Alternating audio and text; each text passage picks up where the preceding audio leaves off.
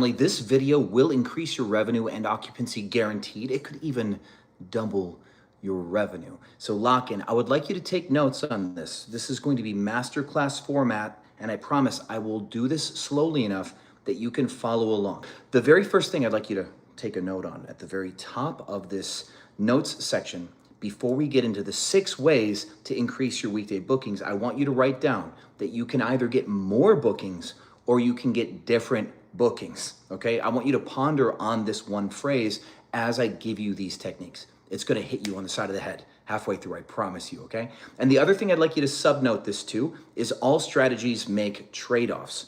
And what I mean by this is some strategies will lose you a booking that you could have gotten in order to have the chance to get a different booking, okay? We have to be a little bit brave sometimes and say no to a certain customer type in order to get the one that we want, okay? Are you guys ready?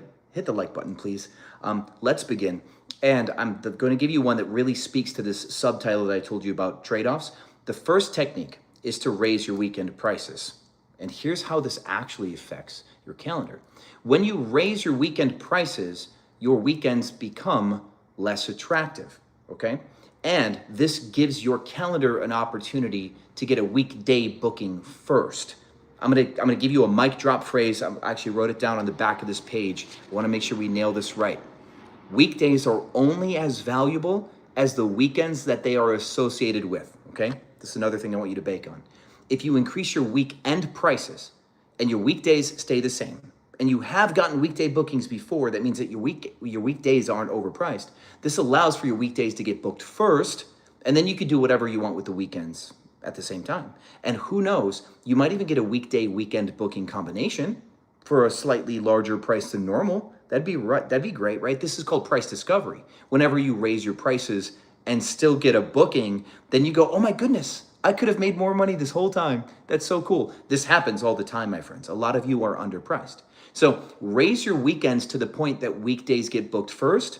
And this is one way, but here's what's dangerous. This is the trade-off part, right? If you do not get either weekend or weekday bookings with enough lead time, you're gonna be stuck dropping all of your rates with like 2 or 4 weeks left to get booked.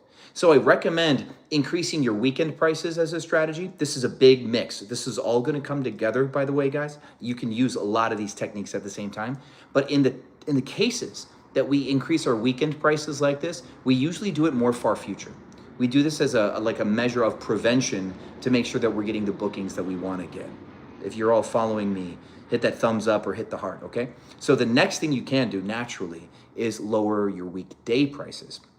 Now, lowering your weekday prices then of course makes your weekdays more attractive. You can do this farther future to try to create a better competition between your weekdays and weekends, but I don't necessarily recommend that, okay? You can lower your weekday prices as soon as you get a weekend booking, and you always should do this, because let's go back to the one phrase that I just told you. Your weekdays are only worth as much as the weekends they are associated with. And if you have a weekend booking and you have a Thursday or a Wednesday or a Sunday available next to a booked weekend, that day is all of a sudden less valuable. And this might be the one change you guys can all make right now. So I want you to write this down, but even go into your computer right now and make this change. Anytime that you have a Friday, Saturday booked, right, those are gone. I want you to look at the Thursdays, the Sundays, and go, you know what? You're worthless, and drop those rates. You slash them by half sometimes even, because not only are they less valuable because there's no weekend, right, where we cannot force them to bundle it together, but it's also an adjacent day. And if you guys don't know what an adjacent day is, I've got a playlist for you to watch on pricing strategy. It's in the description down below. I've got like videos on adjacency. It's very important. It affects how your listings show up in search. And a Sunday next to a booked Saturday is really, really hard to find on your calendar, okay? So when we mix this all in, we can raise our weekend prices into the future. And as long as everything is going healthy, we can keep it that way. And as soon as we get a booking, hopefully we get Wednesday, Thursday, Friday, Saturday, Sunday booked, and there's only Monday, Tuesday left, immediately we should be dropping those weekday rates, right? So this is all part of a rhythm now, right? We get weekday bookings, weekend bookings, the leftovers we drop immediately, as long as there's no weekend like connected to those weekdays. If you're following me still, hit a heart or something like that. I hope you guys are having fun. I'm challenging myself by doing this video live stream. One of my favorite things to do is coach you guys. And doing prepared videos can be fun and all and over edited and stuff, but YouTube changed their algorithm and it makes making videos kind of expensive. And I want to coach you guys and give you good value without having to do weird stuff like clickbait you about selling all my Airbnb listings or junk just to get you back. So I'm just going to give you value and not pay an editor. So I hope you're on board with these live streams because this is the best way for me to still give you value without having to fight YouTube in order to give you that value, okay? So now the third thing that we can do, this one is kind of unadvisable except for key markets, and this can really work in some markets, is you can manipulate your check-in and check-out restrictions. So you can have a no Friday check-in, just simple like that. That means that a reservation cannot start on a Friday. What means that it has to start on a Thursday or a Wednesday. It could start on a Saturday. That could be a thing. So you could have no check-ins on Saturday as well if you like. But this does, of course, affect your rank in search. You'll show up in search less. I will say that this is less of a big deal now, where Airbnb's algorithm used to really care only about views. It cares less about views now. They care about funnel behavior. And that is another full-length video I did on the algorithm. But funnel behavior means we want when someone clicks to also do good things after they click. Clicks aren't the only thing that matters now, okay? Checkout restrictions could be no Saturday checkout or no Sunday checkout, meaning somebody can't just book Friday, Saturday, checkout Sunday. Now that one can also be kind of precocious because again, you're limiting the total combinations of bookings that you can take. And so this third one really only works in markets where you know there's a certain customer type. Say, for example, one of my students is from Canada. This is a family. The Lambert family, fun guys, they just picked up 2 properties in Dallas and they're picking up a property in Key West, Florida. The properties they picked up in Dallas are through my locating team. I've got about a dozen people that help my students find properties as they're learning their own sales techniques, because you know sales is hard, right guys? So these two guys and wives, it's like the 2 couples, they picked up 2 properties in Dallas through my locating team, but they're buying a property in Key West, Florida. Now the property in Key West, Florida is like in a fishing area, and a lot of people rent boats on a certain schedule too. A lot of people rent a boat for a week per se, because a lot of boats have like weekly rates and daily rates, and the weekly rates are good.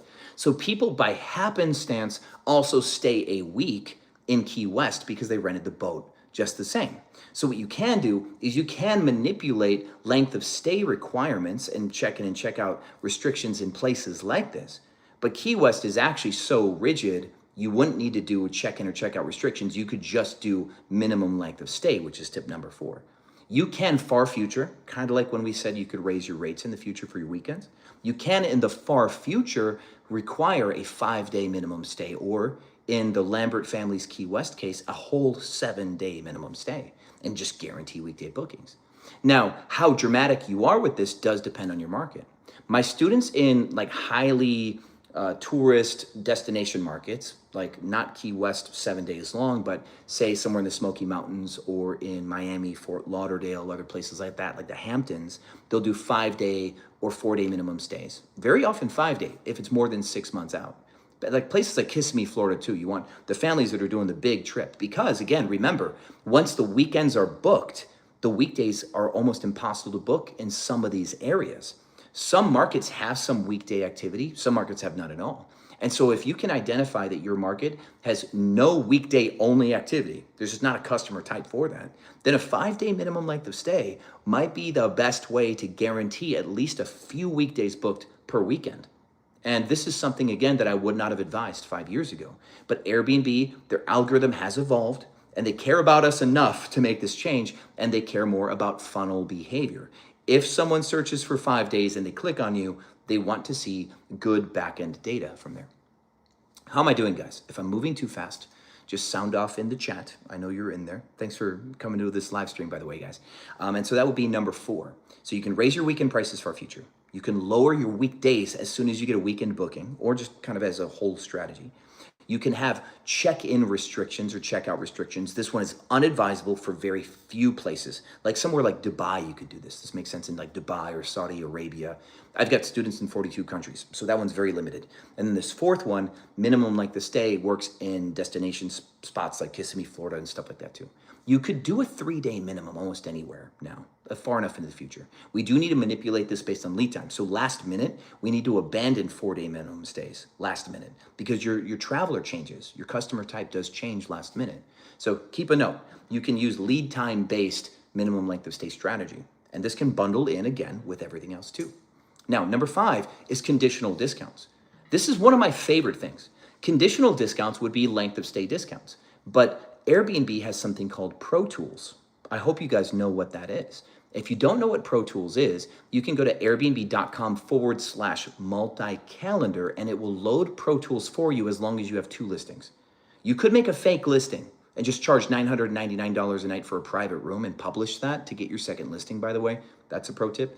And then once you have Pro Tools activated, you can have 2-day discounts, 3-day discounts, 4-day discounts. So now imagine you take tip number 1 and raise your weekend prices. But then you also have a 4-day discount built into your listing of like 40% off for 4-day. Well, now all of a sudden, if somebody books for Wednesday, Thursday, Friday, Saturday, they'll get 40% off the whole lot. That would be a little dramatic, but you get my point. So you could way overprice Friday, Saturday. And then if somebody books a 4-day stay, it becomes affordable again.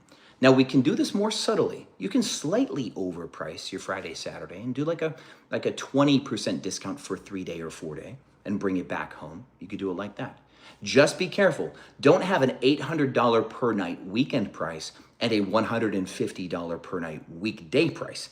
Because if you do it like that, the weekdays are $150 each. That only adds $300 of total value to their reservation.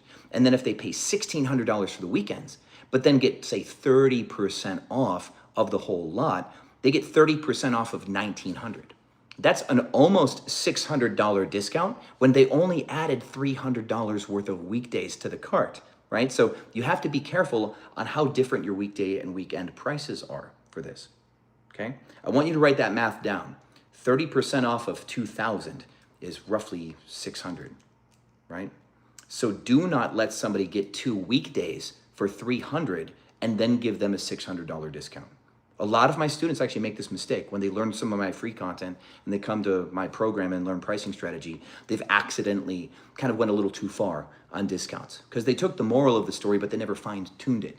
This is stuff that's a process. Pricing strategy is a pretty long journey, my friends. I've been doing Airbnb, for 10 years now. Over 150 properties, tens of millions of dollars. You get the ad, right? I could sell you on that. But the main thing that I've learned with price is it is really it's a fine game. It's like throwing darts, trying to hit the bullseye. It's not rugby. You can't force your way into a booking. You have to finesse your way. And so a $5 swing here or there could really lead to a booking. You know, like the concept of the tipping point, it's the grain of rice that tips the scale. You could be $5 overpriced and miss a booking over $5, right? You can be $3 underpriced and finally get a booking. That's how fine this can be. And if you can win a booking for $110, why give it away for 101 or 95? We do want to identify that. And so I actually made this up during a speech. I want you to write this one down too. Never give a discount when full price will do. Everything that I'm teaching you right now to get more weekdays booked, if you take this into your peak season, you might accidentally discount away your profit in peak season. Okay, so be a little bit careful with that, all right? Now, number 6 is going to be my most new meta, the most new meta ever. It's implementing a split strategy. Now, this is best for houses, okay? And so if you don't have a house, you can still kind of use this with 2 and 3 bedroom apartments, okay? But I do want to tell you, before I tell you about the split strategy, if you want me to do your revenue management, I have a company for that now. I'm trying to put Evolve out of business, you know, the people I like to make fun of. I will run all of your revenue management and all your customer interaction, like remote management, for 5%, where Evolve wants to charge 10. And not only is it half the price, but you have the best in the world at revenue management running the business for you. I can promise you I'll increase your revenue, or you don't pay.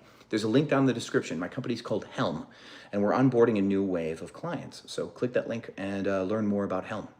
Also, let me ask you to subscribe. If you've liked this video so far, if you believe in me yet, as a smart guy who can teach you revenue management or help you get more money out of your Airbnb, please give me some love with the subscribe button. So now the split strategy is probably the hardest to pull off, but it is also the least like abrasive to your overall current strategy, everything that I told you to do, raise your weekend prices far future, maybe do some 4-day discounts, stuff like that, all this can exist. And then you can also run a split strategy. So let's say you have a 4-bedroom house and it gets the weekends booked all the time, like big weekend bookings, $1,500 a night. But those weekdays, you can drop your price to $200, $225, and you still don't get any bookings. It's almost offensive how low in price you have to go. I know you're out there, you're hearing me. So what you can do instead, you can take all 4 of those bedrooms and you can list them as private rooms and block the days, okay? Don't let anybody have them yet. But make 4 private room listings and you can list them at like $80. Sometimes 110, 120. Places in Boston go nuts. Jersey, they go nuts. These private rooms actually make money in some spots. You'll do your market research, which I can teach you how to do this, okay? Find out what the rates are. And what you'll do is as your whole home price comes down and it starts to break below the threshold of what you could make with weekday bookings in private rooms, you'll open up private rooms as an option and you'll stop dropping the home rate. So let's say you have 4 rooms at $80 a night. Well, that means at about $320, you open these up for whatever days are left over, right? You already have your weekend bookings and you're dropping your whole home down. Well, you stop at $320. You maybe go as low like $290, $280, just to make it simple. But these 4 rooms can now book at $80 a piece. So now let's say you get 3 of them booked, that's $240. And instead you would be dropping your home down to $200, $150, and then you get a party. That would be terrible, right? So split strategy is using private rooms as a backup for your leftover weekdays. It's been really fun. A lot of my students are doing it, and I will argue that many markets need to operate a split strategy, okay? And I think I would like to go back to the concept of the weekdays are only as valuable as the weekends. This is actually a really big thing. So if your weekends are worth $600, we often try to get somebody to book Wednesday, Thursday, or Sunday with your weekends. And because the weekends are available and there's not enough supply for weekends, this is the big point. I'm going to try to say this in a simple way. Hang in there. There may not be enough houses for the weekend demand. Okay, so that's why you make so much money. Okay, some of those travelers do want a Wednesday or a Thursday, some of them. Now, if you can get that traveler that will take Wednesday, Thursday, then you win. But if you get one of the travelers that only want Friday, Saturday, and just want a 2-day stay, then you're going to lose out on weekdays. So what we try to do is we try to be competitive against the other inventory, against your competition, enough to get the Wednesday, Thursday, Friday, Saturday, Sunday booking. We need to win preference on that specific reservation. Okay, so there's customers out there, and we're trying to win one of them, which means we need to be more attractive to that 5-day stay. Now, we can do that with making our listing more friendly for long-term stays, like we really show how good the kitchen is, right? You can have extra amenities and stuff like that make it easier to stay longer. Obviously, washer, dryer, stuff like that too. But we really can focus on speaking to 5-day long or longer stays, right? So without having to drop rate. But really, in all reality, a lot of times people are going to pick the thing that works for them best as far as like 5-day stays go. And so if we can win that specific customer, then we can get that bundle deal where they get Wednesday, Thursday, and Sunday with. But the moment we cannot force someone into that bundle deal or entice them, because the 5-day minimum forces that, but the situational discounts, conditional discounts entices them. We can use the stick or the carrot here. Once we get a booking, we either won the one we liked or we did not. We then have to go to war on price with the leftovers.